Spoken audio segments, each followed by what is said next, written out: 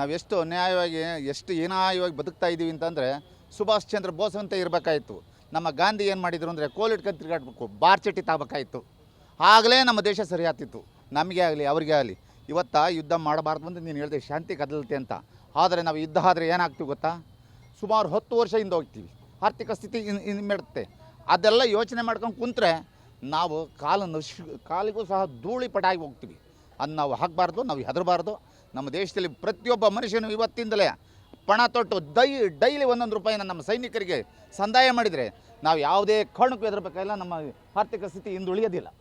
ನಾನು ಇಷ್ಟು ಹೇಳಿ ಅದು ನೋಡಿ ಸಹ, ನಮ್ಮ ಹೆಣ್ಮಕ್ಳ ಬಗ್ಗೆನೇ ಭಾರಿ ಗೌರವ ಇದೆ ನಮ್ಮದು. ಹಿಂದೂ ಭಾರತದಲ್ಲಿ ಸ್ತ್ರೀಗೆ ಭಾರಿ ಗೌರವ ಇದೆ. ಅವರು ಆ ಜಾತಿ ಈ ಜಾತಿ ಅನ್ನೋ ಪ್ರಶ್ನೆನೇ ಇಲ್ಲ ನಮ್ಮಲ್ಲಿ. ಆದರೆ ಅವ್ರನ್ನೆಲ್ಲ ಈ ನಮ್ಮನೆ ಬಟ್ಟೆ ಬಿಸಿ ತೋರಿಸಿ ಹೊಡೆದಿದ್ದಾರಲ್ಲ, ಏನಾಗಿದೆ ನಿಮಗೇನು, ಯಾರು ಎತ್ತಂತ ಗುರುತಿಸಿ ಹೊಡೆದಿದ್ದಾರಲ್ಲ, ಅದು ನಮ್ಗೆ ಈಗಲೂ ಆಕ್ರೋಶ ಬರುತ್ತೆ. ನಾನು ಒಬ್ಬ BSF ಯೋಧ, ನನಗೂ ತಡ್ಕೊಳಕ್ಕೆ ಆಗ್ತಾ ಇಲ್ಲ. ಅವನು ಬಡ್ಕೊಂಡು ಸಾಯ್ಲಿ, ನನಗೆ ಬೇಕಾಗಿಲ್ಲ. ಅವನು ಶಾಂತಿನಾರ ಮಾಡಲಿ, ಆ ಶಾಂತಿ ತೋಟಕ್ಕೆ ಮನೆ ಕೇಳಲಿ. ನನಗೆ ಆ ಕಥೆನೇ ಗೊತ್ತಿಲ್ಲ. ಇವತ್ತೇ ಬೇಕಾದ್ರೆ ನನ್ನ ಮೇಲೆ ಇಲ್ಲಿಂದ ಹೋಗ್ತಿದ್ದಂಗೆ ಆಕ್ಷನ್ ಮಾಡಿ ಯಾವ ಪೊಲೀಸ್ನರಿಗೆ ಹೇಳಿ ಅಟ್ಯಾಕ್ ಮಾಡಿಸಿರೋ ಚಿಂತೆ ಇಲ್ಲ ಅವರು. ನಮಗೂ ಆದ ಶಕ್ತಿ ಇದೆ, ನಮ್ಮ ಭಾರತೀಯರು ನಾವೆಲ್ಲ ಒಗ್ಗೂಡಿ ಅದು ಮಾಡಿದ್ರೆ ನಾವು 1 ಸೆಕೆಂಡಲ್ಲಿ ಕುಂತದ್ದು 5 ನಿಮಿಷದಲ್ಲಿ ಅವ್ರನ್ನ ಉಡಾವಣೆ ಮಾಡ್ತೀವಿ.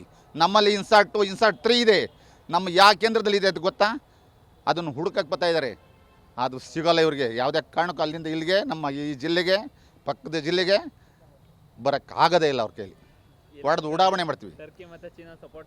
ಅವ್ರು ಏನಾರು ಮಾಡಿ ಕೇಳಿ, ಅವರು ಮುಸ್ಲಿಮ್ಸ್ ರಾಷ್ಟ್ರಗಳು ಮಾಡಬೇಕಾಯ್ತೆ ಮಾಡಿದ್ದಾರೆ, ನಮ್ಮ ಹಿಂದೂ ರಾಷ್ಟ್ರಗಳು ನಮಗೆ ಮಾಡಬೇಕಾಯ್ತು ಮಾಡ್ತಾರೆ.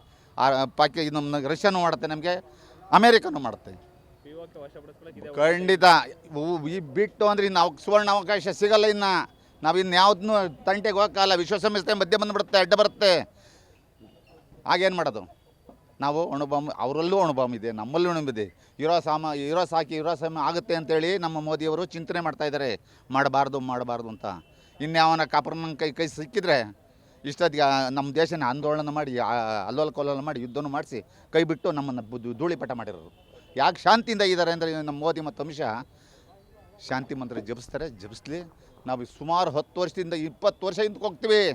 ನಾವು ಅವ್ರ ಮೇಲೆ ದ್ವೇಷ ಕಾರದೇ ಒಂದು ದೊಡ್ಡದಲ್ಲ, ಆದರೆ ಅದಕ್ಕೆ ತಕ್ಕ ಉತ್ತರ ಕೊಟ್ಟು ಸುಮ್ಮನೆ ಇರ್ಬೇಕಷ್ಟೆ, ನನ್ನ ಅಭಿಪ್ರಾಯ ಅಷ್ಟೇ.